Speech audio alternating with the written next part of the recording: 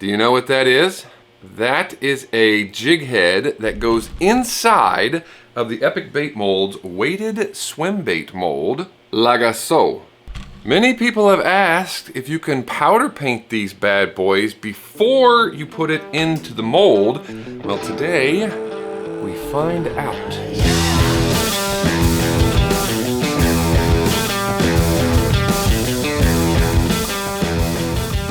So I imagine most of you, if not all of you, know what the Epic Bait Mold's internally weighted swim bait system is, but just in case you do not, never heard of it, this is the swim bait mold, one of two. It's the fin kicker. See, it's a little paddle tail. It is designed to take the jig heads, one of which I showed you. This is a 3/8 ounce. We pour these out of a lead mold.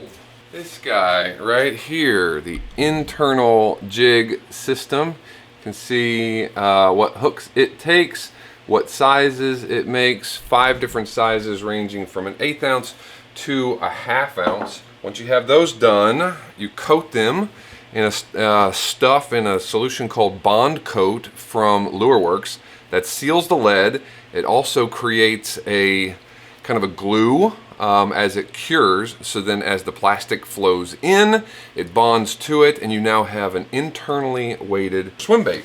Ever since they came out with this, and folks know that all that wall right there, that's powder paint, and they know that I paint jig heads, so they've asked me many times, can you paint these bad boys with powder paint and then put them in there? And heretofore I've always said, I'm not sure, only because the paint makes the whole unit a little bit thicker.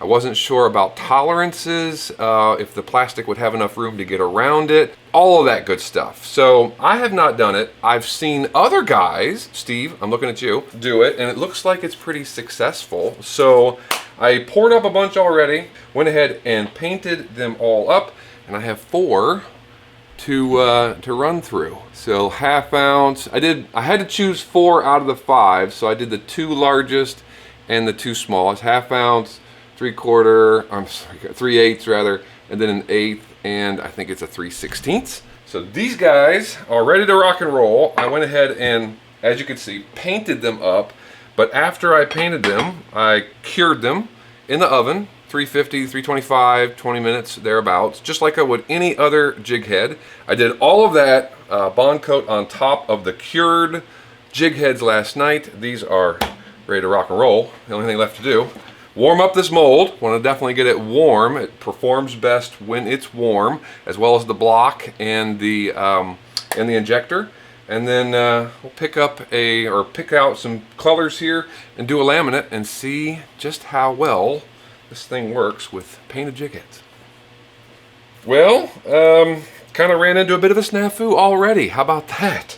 I was going to put it on the hot plate over there, and I noticed that as I was putting it down, the mold was kind of clicking. So I would squeeze it on one corner and then squeeze it on the other, and it was moving up and down just a tiny little bit, enough to click, which usually means there's something inside, like an old piece of plastic or something like that, that's keeping it from being able to close, or one of these hooks was off. So I looked to see, reloaded the hooks, and it keeps on doing it. And I think I have found the culprit, which was one of my concerns. For any of you that have asked me this before, this was one of my biggest concerns. So let me show you.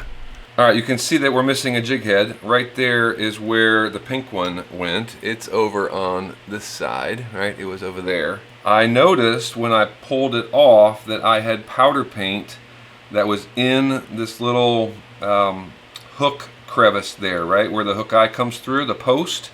So as I lay that in there, the coating of that pink, which is a little bit thicker, is wider than the area, the post area for the hook. You can see on all these, I put heat shrink so to keep the eye itself clean, but the heat shrink didn't go down far enough, so I have now paint on each one of those hook eye posts. And I think that the tolerances are so tight right there that it's not allowing the thing to close. So I gotta get my little razor blade X-Acto knife here. I'm basically gonna take, especially this pink one, oh gosh, sorry. Take this pink one here and shave it.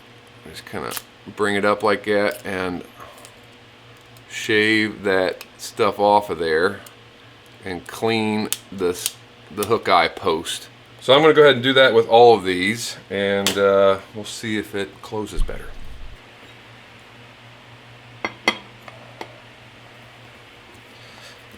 There we go. Are we secure? I got just the teeniest, tiniest little sound when I push on this corner and then back on this one. But I don't think, I don't hope anyhow, that it will cause a problem. Famous last words. Alright, our first cup is out of the microwave, ready to rock and roll. BaitPlastics 242 for this build. Before we get going, it's going to be a top color. Let's put the belly color in the microwave as well. The top color, well, the belly color I know is going to be translucent. We really want to keep it on the translucent side so that we can see those colors, the jig head colors, through it. The top color though, it's kind of like dealer's choice, right? And y'all know how I love my naturals, the greens, the browns, maybe some blues and silvers and things. I went back and picked out an old classic, Lureworks Arkansas Shiner. Love this color, used to do it a lot back in the day. It's a green and it's got some goldish tints to it in the pigment itself. So, very cool. Let's get, I think, let's go with like 17 drops. It's a little bit more saturated on top because the way this mold shoots, you're gonna get more belly color than you will top color. So I don't mind it being a little bit more saturated on top, but you guys see the gold tones to that green? Isn't that an awesome freaking color? Man, you can even see the pearlized effect on top of the cup. Super, super awesome. So to that, because we have that, because we have that goldish tone kind of thing going on, thought we'd capitalize on that. But first some black. So 035 black, just standard medium black. Got a 1/16 of a teaspoon. We're not going to go gold flake because that would be too obvious and a little redundant, but I did think some of this silver champagne from Hobby Lobby. See, it's got kind of a, it's got gold in it-ish, but it's more of a, I don't know, just like a pretty brown champagne-y kind of look. So we're going to do a 1/16 of a teaspoon on that as well. There we go. I think that's going to look pretty darn nice. Should pick up some of the attributes of this, of this Arkansas Shiner on its own and just kind of highlight what's already going on in the pigment. Yeah, that is super nice. I think that'll work for our top color. Another cup of BaitPlastics 242, of course. Always want to use the same durometer so you don't get screwed up. So for this one, we're going to go, like I mentioned, we need to be transparent because we want to be able to see all those jig heads through the belly. So we're going to go to one of my favorite transparent pearl powders. This is Sparkle Pearl by Lureworks, but we're not going to do very much. We're going to add some other stuff too, but let's start with this. Only a 1/32 of a teaspoon. It's really just enough to kind of tint the Plastisol, give it a little shimmer, a little shine. Probably something similar to Snow Shine if you have that in Dead On Plastics. Yeah, very, very translucent, but just a little shimmer. All right, so from there, gonna add two different things. I definitely want some silver flakes, so I've got 015 silver holographic out. We're gonna add a 1/16 of that, but before then, I want to add a little 8-bit Tempest. This has got a blue hue to it. Not going to put any black flake or any black pigment or any kind of dark pigment in the bottom, but it is going to give us, I think, a nice blue shimmer. And maybe when the belly hits the top dark part, we might get a cool effect. I don't know, we'll see. All right, first up is the Tempest. We're gonna do 1/32, just like our Sparkle Pearl. And let's go ahead and put the 1/16 of holographic silver, small 015 holographic silver in there. Give this a little stirry stir. Yeah, I can see the blue already. Oh yeah. Woohoo! Yes. That. Oh wow. Yeah. I think that'll work just fine, folks. I think that will work just fine. Alright, these guys are right around 322, 323 each. Definitely want to shoot this mold on the colder side. It tends to shoot better, which is why it's extra important to get these guys warmed up. So, SDG multi-block, because we're shooting a Swimbait mold and because I think it's awesome. Into 8-ounce dual injector, belly color on the right, belly color facing me on the block, belly color on the belly side of the mold is facing me. I think we're finally ready to go. That's gonna be more than enough to fill these 3. Guess I could have done 8 of these to shoot both of the molds, but I think 1 will do. There we go. There we go. The injections feel okay.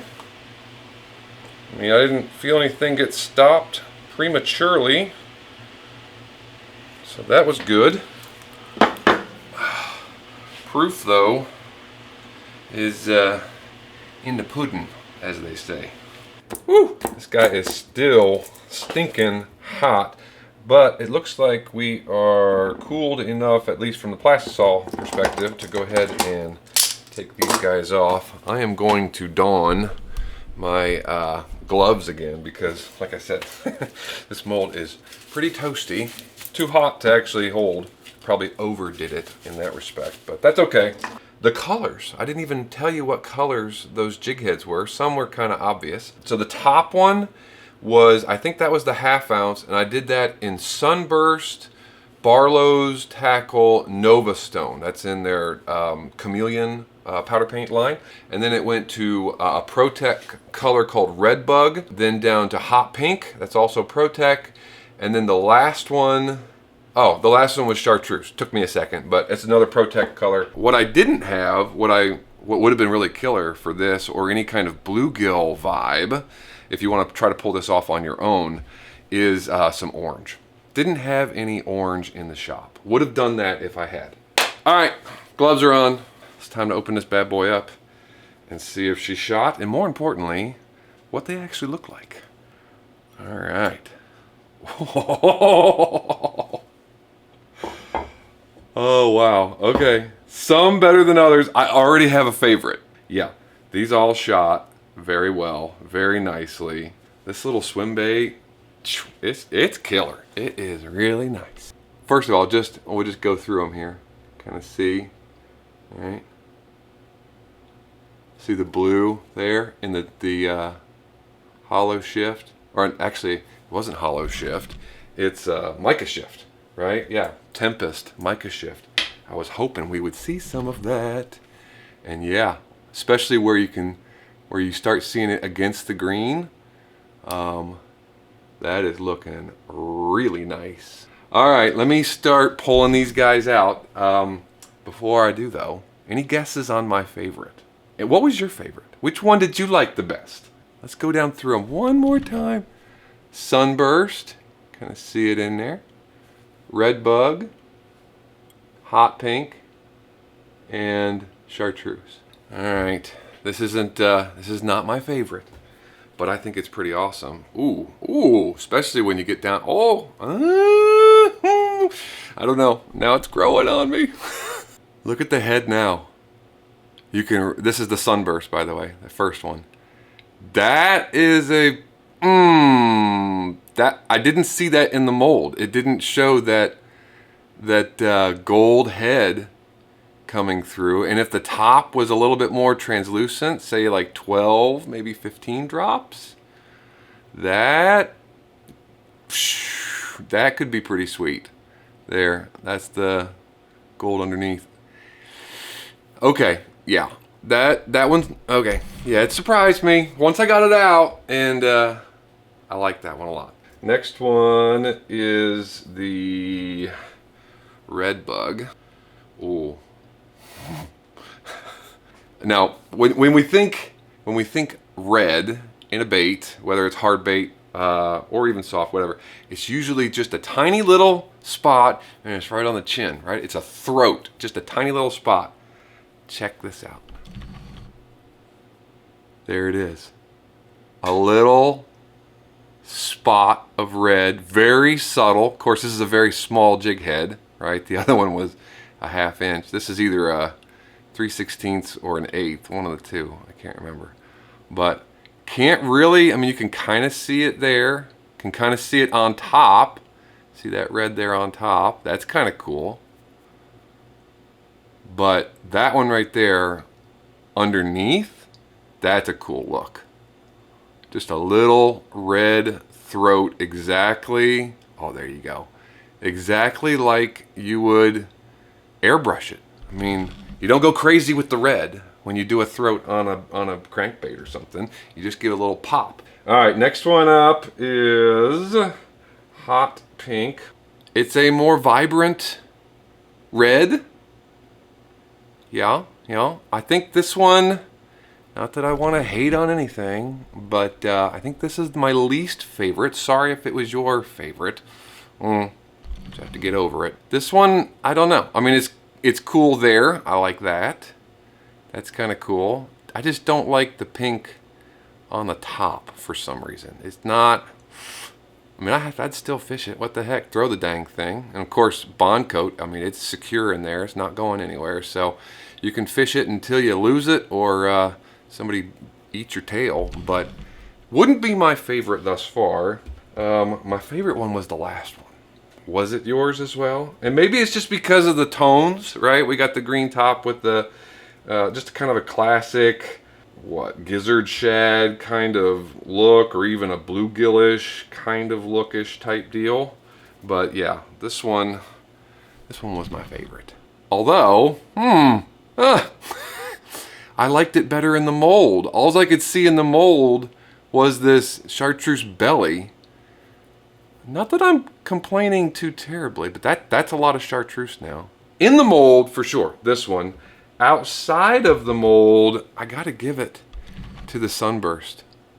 That is just because it's, you know, gold and this, and it just works with the color of the laminate. Love how it all came out, and I guess we have answered the question that some of you already knew, Steve. You can do this. You just got to be really careful when you're painting these jig heads to make sure that you get no paint in the hook eye, because that will definitely mess up the tolerance. And you got to make sure you have no paint on the post all the way down to the bend, because that's where this bad boy is going to lay in, and that's a really tight tolerance as well. So a little extra paint is going to mess you up. Pick your size, pick your color, and the combination of the two to get the effect that you're after. Hope you guys enjoyed the journey. Appreciate you coming along. And as always, until the next time, see you guys in the shop. I'll be done. It worked.